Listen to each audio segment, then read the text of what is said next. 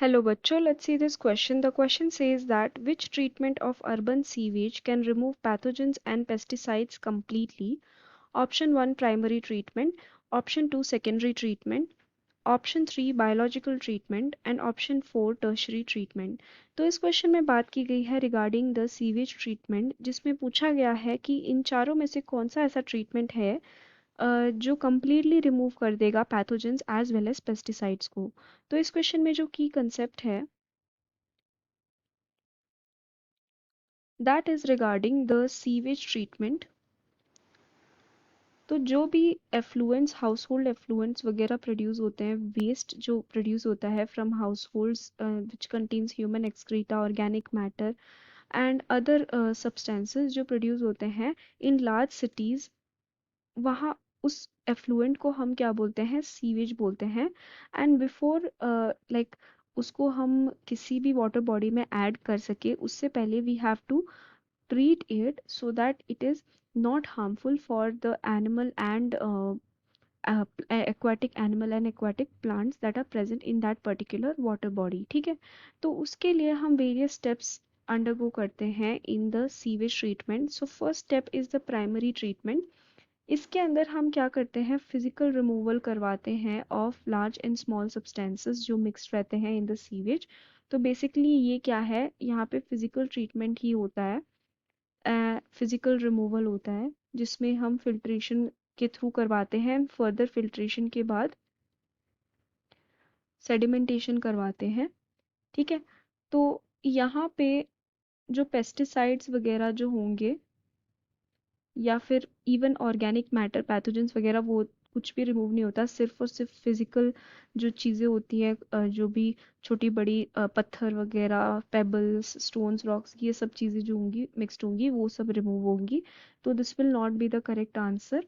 ठीक है, then second, इसके बाद जो ट्रीटमेंट होता है that is the secondary treatment. यहाँ पे क्या होता है? माइक्रोब्स के थ्रू इसके अंदर हम एरोबिक एंड एनारोबिक माइक्रोब्स का यूज़ करते हैं। एंड ये माइक्रोब्स क्या करते हैं? These are use to digest the organic matter. तो जितना भी ऑर्गेनिक मैटर होता है ना, ये माइक्रोब्स इनको डाइजेस्ट करवा देते हैं एंड एज अ रिजल्ट जो बायोलॉजिकल ऑक्सीजन डिमांड है वो रिड्यूस करवा देते हैं।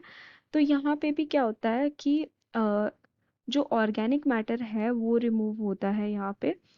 तो यहाँ पे भी पैथोजेंस एंड पेस्टिसाइड्स तो यहाँ पे नहीं रिमूव होते because pesticide is inorganic. So this will not be the correct answer. Then option 3 is biological treatment.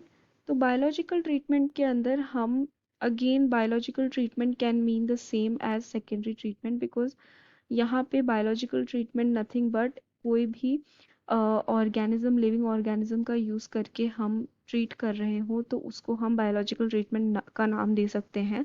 And microbes are also living organism, so that comes under biological treatment itself. Then अगर हम fourth option देखें तो fourth option में हमें दिया है tertiary treatment. तो इसके अंदर क्या करते हैं हम?